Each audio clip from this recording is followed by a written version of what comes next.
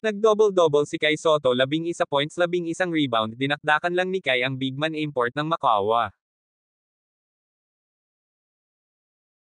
Yan ang pag-uusapan natin sa video na ito, kaya kung bago ka pa lang sa aking channel baka pwede pakipindot subscribe button pati na notification bell para palagi ka updated sa mga susunod ko video. Salamat po.